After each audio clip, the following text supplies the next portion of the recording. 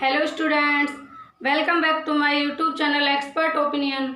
आप सबका expert opinion YouTube channel पर स्वागत है। तो फ्रेंड्स, हमने इससे पहले सेशन में क्या डिस्कस किया था इसके बारे में थोड़ा सा चर्चा करेंगे। हमने लास्ट सेशन में डिस्कस किया था लेव-वाइगोत्स्की का सिद्धांत, लेव-वाइगोत्स्की का सिद्धांत। और आज हम डिस्कस करेंगे जीन पियाजे का कॉग्निटिव थ्योरी, जीन पियाजे का कॉग्निटिव डेवलपमेंट या फिर संज्ञानात्मक विकास का सिद्धांत।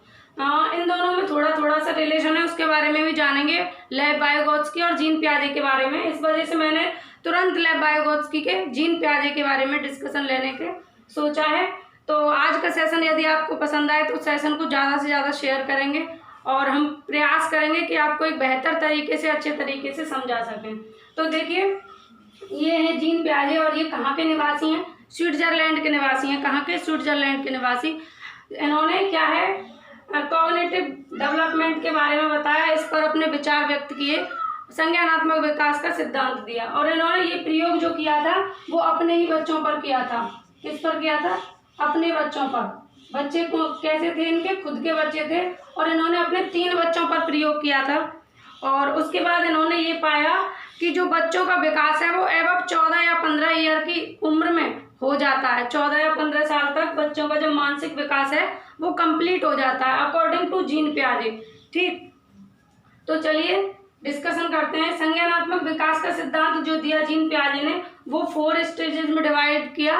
और इनका कहना ये था कि जो बच्चा है वो स्टेजेस में सीखता है, उम्र के अकॉर्डिंग सीखता है, जबकि वाइगोत्स्की कहते हैं कि बच्चा समाज के साथ अंतःक्रिया करके सीखता है। उन्होंने कोई एज के लिए पर्टिकुलर एज की बात नहीं की है, उन्होंने सिर्फ ये कहा था कि बच्चा जो है वो समाज के साथ क्रिया करके सीखता है, अपने पीयर के साथ, अपने समूह समवयस्कों के साथ क्रिया करके सीखता है। तो इनकी 4 स्टेजेस के बारे में हम डिस्कस करेंगे आज। इनकी पहली स्टेज है इंद्रिय जनित गामक अवस्था, जो 0 से 2 वर्ष तक चलती है। फिर है पूर्व संक्रियात्मक अवस्था, 2 से 7 वर्ष तक चलती है। इसको हम सेंसरी मोटर एज भी कह सकते हैं, सेंसरी मोटर स्टेज, जो 0 से 2 वर्ष चलती है। पूर्व संक्रियात्मक अवस्था तो 2 से 7 वर्ष तक चलती है। मूर्त संक्रियात्मक अवस्था, कॉन्क्रीट संक्रियात्मक अवस्था है, ये 7 से 11 तक चलती है। और अमूर्त संक्रियात्मक अवस्था 11 से आगे। ठीक, तो पहले ये है कि इससे इन चीजों से कैसे क्वेश्चन बनता है, जो इतना लिखा हुआ है इससे क्वेश्चन कैसे बनता है, इसके बारे में डिस्कस करेंगे।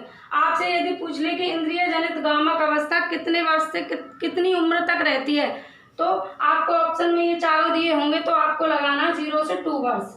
यदि पूर्व संक्रियात्मक अवस्था की बात करें तो आपको लगाना है 2 से 7 वर्ष। ठीक, मूर्त संक्रियात्मक अवस्था यदि एज तक सीमित रहे वो तो 7 से 11 वर्ष। और अमूर्त संक्रियात्मक अवस्था 11 से आगे या 11 से 15 तक कह सकते हैं। इनके बारे में थोड़ा सा ज़्यादा जानने की कोशिश करेंगे कि इनमें है क्या चीज़ें। तो देखिए, ये जो फर्स्ट स्टेज है आपकी इंद्रिय जनित गामक अवस्था या सेंसरी मोटर अवस्था, तो हमारी जो इंद्रियां हैं बच्चे की क्या होती हैं, इंद्रियां जो होती हैं जैसे आँख, कान, नाक, मुंह, इन सब के थ्रू सीखता है। वो किससे सीखता है? 0 से 2 वर्ष तक किससे सीखता है? अपनी इंद्रियों के थ्रू सीखता है। जैसे कि खेलना है, रोना है, हंसना है और किसी चीज़ को चूसना है, इन सब क्रियाओं को किस एज में करता है? 0 से 2 वर्ष। उसका तब तक मानसिक विकास की यदि बात करें तो मानसिक विकास उसका इतना ज़्यादा नहीं हो पाता और वो क्या होता है, दूसरों पर डिपेंड होता है, इंटर डिपेंड होता है, सेल्फ डिपेंड नहीं होता। ठीक, इतनी बात समझ में आई? ठीक है, इन सभी जो छोटे बच्चे होते हैं, छोटे बच्चे 0 से 2 वर्ष तक के बच्चे, उनका माइंड जो होता है, उनके माइंड में जो क्रियाएं होती हैं, एक बात और की थी इन्होंने, स्कीमा की बात की है। तो जो छोटे बच्चे होते हैं उनके माइंड में जो क्रियाएं होती हैं पहले से, इनका पूर्व ज्ञान जो होता है उसको इन्होंने क्या कहा है? स्कीमा कहा है। ठीक, जो मतलब कि पूर्व ज्ञान है, जो बच्चे की पहले से क्रियाएं हैं वो क्या है?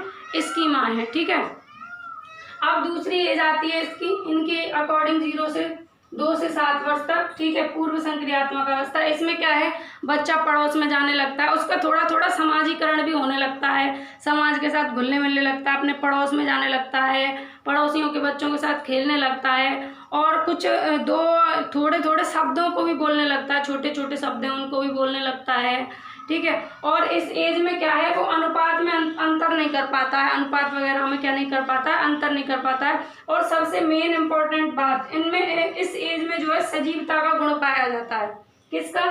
सजीवता का। जैसे कोई बच्चा है, यदि वो अपने किसी खिलौने से खेल रहा है, कोई टॉय है उसका, जैसे मान लीजिए गुड़िया से खेल रहा है कोई बच्चा, तो वो क्या करेगा, यदि उसकी गुड़िया गिर गई तो रोने लगेगा, मेरी गुड़िया की लग गई। क्योंकि ये इनके अंदर ये चीज़ होती है कि सभी जितनी भी उसको जो चीज़ें दिखती हैं इस पृथ्वी पर, इस अर्थ पर, तो वो सबको क्या समझता है, सजीव समझता है, उसमें सजीवता का गुण विद्यमान होता है। और इससे एक चीज़ फर्स्ट स्टेज से मैं बताऊंगी आपको कि फर्स्ट स्टेज से एक क्वेश्चन पूछ लेता है, वो बहुत इंपॉर्टेंट है। और इससे पहले जितने भी एग्जाम हुए हैं सीटेट में मोस्टली वो क्वेश्चन पूछा ही गया ज़्यादातर।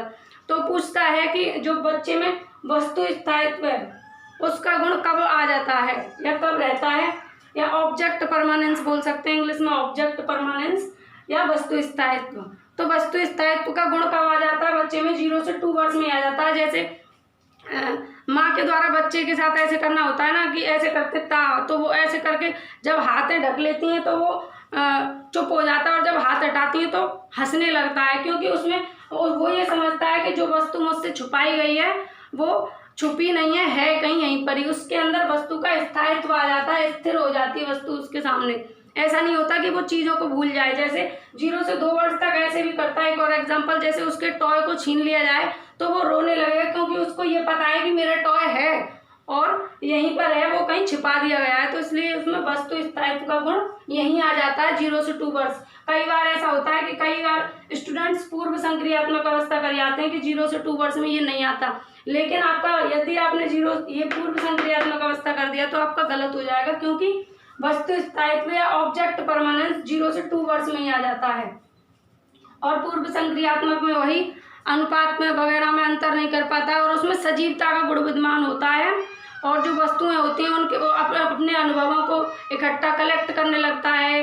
और क्या है, जो पहले यहाँ पर ये डिपेंडेंट था दूसरों पर, इसे भूख लगती थी तो रोता था, यहाँ पर दूसरों पर डिपेंड था। लेकिन जब 2 से 7 वर्ष यहाँ पूर्व संक्रियात्मक अवस्था में आ जाता है तो थोड़ा थोड़ा अपने ऊपर डिपेंड होने लगता है, अपनी छोटी मोटी समस्याओं को खुद से सुलझाने लगता है। जैसे भूख अगर लग रही है 2 से 7 वर्ष तक के बच्चे को, तो हो सकता है अपने लिए खुद से लेकर भी खा सकता है 2 से 7 वर्ष में। और यहाँ बिल्कुल डिपेंडेंट होता है, यहाँ पे यदि उसे कोई चीज़ चाहिए तो वो दूसरों पर डिपेंड होता है, और यहाँ पर अपनी समस्याएं पहले की अपेक्षा थोड़ी थोड़ी सुलझाने लगता है। ठीक है, इतनी बात क्लियर हुई। अब बढ़ते हैं तीसरी स्टेज पर, मूर्त संक्रियात्मक अवस्था 7 से 11 वर्ष। इसमें क्या होता है कि जो बच्चा है वो मूर्त चिंतन करने लगता है, यानी कि कॉन्क्रीट ऑपरेशनल स्टेज। ठीक है, जैसे कोई वस्तु उसे दिख रही है, मूर्त का मतलब जो चीज़ें उसे दिख रही हैं, ठीक, ठोस वस्तुएं, उनको देखकर उसमें चिंतन करने की क्षमता आ जाती है इस एज में। एंड चीज़ों के बारे में वो तर्क करने लगता है। क्या करने लगता है? तर्क करने लगता है। और यहाँ पर वो अनुपात में अंतर नहीं कर पाता, लेकिन यहाँ पर अनुपात का गुण भी उसके अंदर आ जाता है, सही अनुपात लगा लेता है। चीज़ों में यहाँ अंतर करने लगता है, जबकि यहाँ वो चीज़ों में अंतर नहीं कर पा रहा था, भार में, अंक में और इन सब में अंतर करने लगता है। ठीक है, सही क्रम की समझ आ जाती है। जैसे यहाँ पर अगर 2 से 7 वर्ष के बच्चे से कहेंगे कि जो संख्याएं दी गई हैं, कुछ संख्याएं लिखकर दे देंगे कि इनको आरोह अवरोह क्रम में लगाइए, तो यहाँ पर वो नहीं लगा पाएगा। लेकिन मूर्त संक्रियात्मक अवस्था में जब उसे चीज़ें दिखाई जाएंगी तो उनमें वह अंतर भी करेगा, उनको क्रम में भी लगाएगा और क्या करेगा। और इस एज में सबसे ज़्यादा गणितीय संक्रियाओं का विकास हो जाता है, जैसे जोड़, घटाव, गुणा, भाग, इन सभी संक्रियाओं का विकास किस अवस्था में हो जाता है? पूर्णतः मूर्त संक्रियात्मक अवस्था में। या फिर ये कह सकते हैं कि सबसे ज़्यादा यदि गणितीय संक्रियाओं का विकास होता है तो वह मूर्त संक्रियात्मक अवस्था में होता है। ठीक, और एक चीज़ और, यहाँ पर बच्चे में इरिवर्सिबिलिटी या अपलटा भी बोल सकते हैं, या अपलटा भी रहता है और यहाँ पर ये खत्म हो जाता है। जैसे एक एग्जाम्पल, ये गिलास है, ये छोटा गिलास है और ये बड़ा गिलास है। ऐसे ड्राइंग में हाथ थोड़ा तंग है। ये बड़ा गिलास है। अब इसमें क्या है, बड़े गिलास में यहाँ तक पानी भरा हुआ है, जबकि ये भी 20 ml है, और इस वाले छोटे वाले गिलास में यहाँ तक भरा हुआ है और ये भी 20 ml है। लेकिन क्या है, जब उसे उसे दिख रहा है कि ये वाला गिलास तो ऊपर तक भरा हुआ है और ये वाला गिलास नीचे तक है, वह ये नहीं समझता कि जो है इनका अनुपात समान है। अनुपात क्या है, समान है, या फिर शेप और आकार में अंतर नहीं कर पाता। शेप और आकार में क्या नहीं कर पाता, अंतर। जैसे शेप अगर इसकी छोटी है तो ये ऊपर तक भर जाएगा, या इसकी शेप बड़ी है तो ये कम भर पाएगा।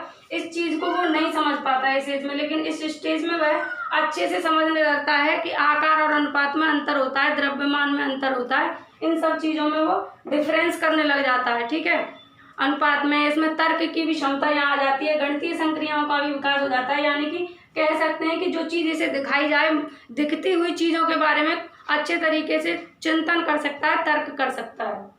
लेकिन ऐसा जब चीजें नहीं दिख रही हैं उसके बाद भी उनमें चिंतन करने की उसमें क्षमता आ जाए, वह यहाँ हुआ अमूर्त संक्रियात्मक अवस्था, जो 11 से 15 वर्ष तक या फिर 11 से आगे तक चलती है। इसमें क्या होता है कि जो चीजें उसे दिख नहीं रही हैं उनके बारे में भी वह अमूर्त चिंतन करने लगता है, अमूर्त रूप से सोचने लगता है और समस्याओं को अमूर्त रूप से सुलझाने लगता है। ठीक है, यहाँ तक सिर्फ औपचारिक रूप से सुलझाता था, जो उसे दिखता था उसके बारे में वह चिंतन कर सकता था, लेकिन जो नहीं दिखेगा उसके बारे में चिंतन नहीं कर पाएगा। लेकिन यहाँ पर उसमें अमूर्त चिंतन आ जाता है। कह सकते हैं कि यहाँ पर बच्चे का मानसिक विकास जो है पूर्णतः पूरी तरह से हो जाता है।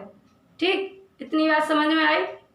और जीन पियाजे कहते हैं विकास जो है एक सीरीज में चलता है। जैसे इस स्टेज पर इतना होगा कि वह अपनी इंद्रियों पर डिपेंडेंट रहेगा, इसमें क्या होगा कि वह थोड़ा सा अपने आप पर डिपेंड हो जाएगा, अपनी समस्याओं को सुलझाने लगेगा, लेकिन अपलटा भी रहेगा, इरिवर्सिबिलिटी रहेगी।